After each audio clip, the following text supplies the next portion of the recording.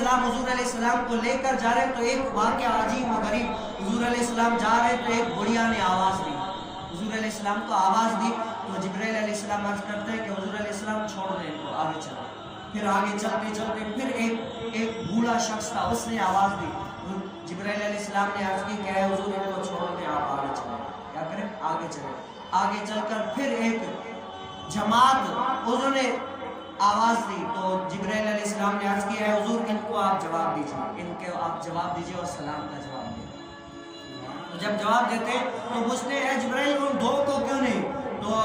جبرائیل علیہ السلام عرض کرتے کہ اے حضور جو پہلی جس نے بڑھیا نے آواز دی تھی نا وہ دنیا تھی، کیا تھی؟ وہ دنیا تھی، اسی لیے دنیا کو نہیں آپ نے سلام نہیں کرنا، اور دوسرا جو بوڑھا شخص تھا وہ شیطان تھا، کسی بھی طرح سے آپ کو مشغول کرنا چاہ رہا تھا، لیکن اے حضور آپ مشغول نہیں، اور یہ جس نے جماعت میں سلام کیا ہے یہ کوئی عام آدمی نہیں، یہ کوئی عام آدمی نہیں بلکہ حضرت سیدنا ابراہیم علیہ السلام اور حضرت موسیٰ علیہ السلام ہیں، ان کو آپ سلام کریں۔